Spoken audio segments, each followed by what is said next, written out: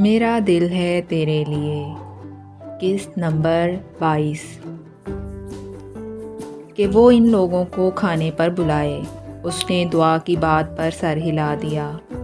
वो तो बड़ा मगरूर सा बंदा है। तुम्हारे साथ इसके किस किस्म के ताल्लुकात हैं? वो इसकी तरफ बड़े गौर से देखते हुए पूछने लगी। हम अच्छे दोस्त हैं।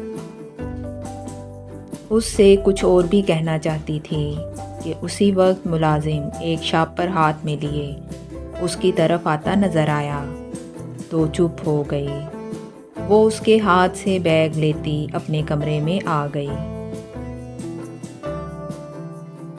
उसकी भेजी हुई तमाम चीज़ें बिस्तर पर फैलाए वो सोच रही थी कि क्या मैं इतनी अहम हूँ कि कोई मुझे याद रखे, अपनी मसरूफियत में भी उसे मेरा ध्यान रहे।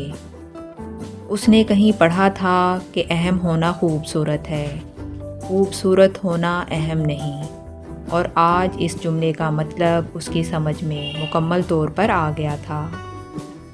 क्या मैं भी किसी के लिए स्पेशल हो सकती हूँ? वो शख्स जो अपने आगे अच्छे अच्छों को खातिर में नहीं लाता, उसे मेरी परवाह है। अंकल, आपने बिल्कुल ठीक कहा था कि ज़िंदगी अगले मोड़ पर मेरे लिए बहुत सी खुशियाँ लिए खड़ी है। उस वक्त मैंने सोचा भी नहीं था कि मेरी खुशियों का हर दर आप ही के घर में खुलता है। मुझे शायद अब ज़िंदगी में वो सब कुछ मिलने वाला है जो मैं चाहती थी, सच्ची मोहब्बत, खलूस और अपनायत। उसने अपनी ज़िंदगी के 26 साल मोहब्बतों की तलाश में गुजारे थे, और अब अचानक ही उस पर चारों तरफ से मोहब्बतों और चाहतों के फूल बरसने लगे। अंकल की शफ़क़त और मोहब्बत के साथ साथ एक बिल्कुल ही मुख्तलिफ़ किस्म की मोहब्बत से वो पहली बार रोशना हुई थी। अगले रोज़ वो अपनी तमाम तर थकन और मसरूफ़ियत के बावजूद उनके घर चली आई थी। अवैस किसी डिनर में गया हुआ था। कुछ देर अंकल से गपशप लगाकर वो उसके लिए अपने हाथों से बनाया हुआ थैंक यू कार्ड उसके कमरे में जाकर मेज़ पर रख आई थी। नाश्ते की मेज़ पर वो तमाम घर वालों के साथ बैठी हुई थी जब हमीदा ने उसे बताया कि उसका फ़ोन आया है। वो मुस्कुराती हुई कुर्सी पर से खड़ी हो गई। फ़ोन अटेंड किए बगैर वो जानती थी कि दूसरी तरफ कौन है। उसके हेलो के जवाब में वो हंसते हुए कह रहा था, तुम्हारे थैंक्स का थैंक्स। उसकी बात पर वो भी हंस पड़ी थी। रात को मैं देर से आया था, वरना उसी वक्त तुम्हें फ़ोन करता। अभी भी ऑफिस जाने की तैयारी के साथ साथ तुम्हें फ़ोन कर रहा हूँ। क्या तुम यकीन करोगी कि मैं इस वक्त टाई बांधता हुआ तुमसे बात कर रहा हूँ? इस बात पर वो हैरत से बोली, एक हाथ से टाई बांध रहे हैं? नहीं, बांध तो दोनों हाथों से रहा हूँ। मोबाइल मैंने कंधे के सहारे कान से लगाया हुआ है। वो अपनी कैफियत का खुद ही मज़ा लेते हुए बता रहा था। चेक कर लीजिएगा कि कहीं बात करने में नाट सही ना बनी हो। और ऑफिस पहुंचने पर आपकी खूबसूरत सी सेक्रेटरी सही टाई ना बांधने पर आपके ऊपर हंसने लगे। वो शरारती अंदाज में बोली तो वो कहने लगा, तुम्हें कैसे पता चला कि मेरी सेक्रेटरी बहुत खूबसूरत है? बड़ा संजीदा सा लहजा था। मैंने सिर्फ खूबसूरत कहा था, बहुत का इजाफा आपने खुद किया है। वो उसकी बात पर कहकहा लगाकर हंस पड़ा था। अच्छा, मैं अपने जुमले में से लफ्ज़ बहुत को हटा रहा हूँ। वो सिर्फ खूबसूरत है। उसी वक्त उसने दूसरी जानिब इखलाक की आवाज़ सुनी थी। वो उसे नाश्ते के लिए बुलाने आया था। पापा जानी नाश्ते पर मेरा इंतज़ार कर रहे हैं, इसलिए खुदा हाफिज़।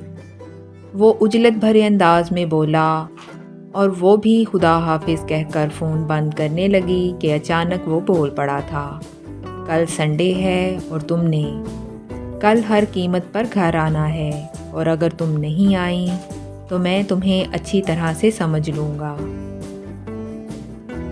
اس کی دھمکی پر وہ مسکراتے ہوئے بولی تھی، دیکھوں گی، اگر ٹائم ملا تو آؤں گی۔ پھر اس کا جواب سنے بغیر اس نے لائن منقطع کر دی تھی۔ کس کا فون تھا؟ وہ واپس ٹیبل پر آئی تو دعا اس سے پوچھنے لگی۔ باقی تمام لوگ ناشتہ کر کے اٹھ گئے تھے۔ اسے یہ بلا وجہ کی پوچھ گچھ پسند نہ آئی۔ جب میں ان لوگوں کے معاملات میں مداخلت نہیں کرتی تو انہیں بھی کوئی حق نہیں پہنچتا کہ میرے ذاتی معاملات میں انوالو ہوں۔ اویس کا تھا۔ اس نے ناگواری چھپانے کی کوئی کوشش نہ کی تھی، اسی لیے لہجہ بڑا روڈ اور بدتمیزی والا تھا۔ تم اسے پسند کرتی ہو؟ دعا نے آملیٹ کھاتے ہوئے پوچھا تو وہ بڑے غصے سے بولی، میرا اس سے جو بھی تعلق ہے تمہیں اس کی فکر کرنے کی کوئی ضرورت نہیں۔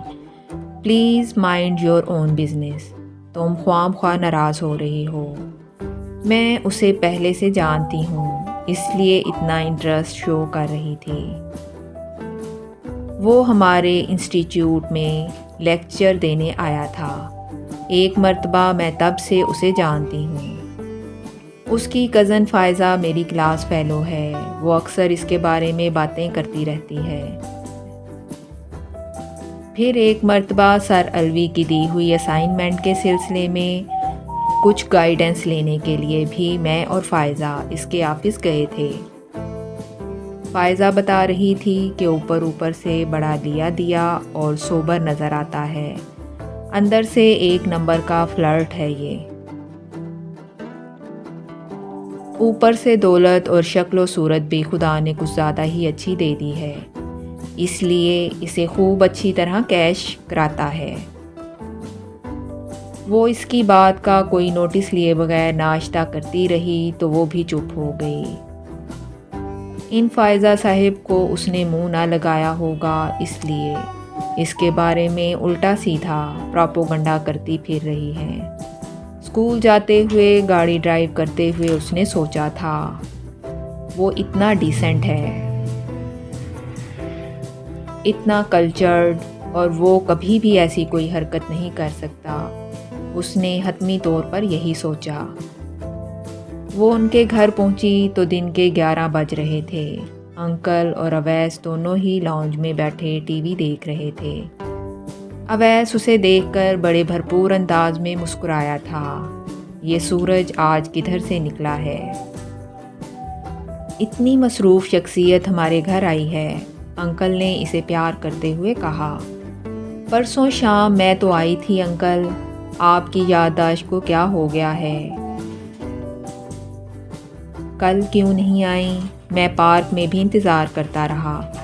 انہوں نے شکوہ کیا، کل میں اتنے دنوں کی تھکن اتار رہی تھی۔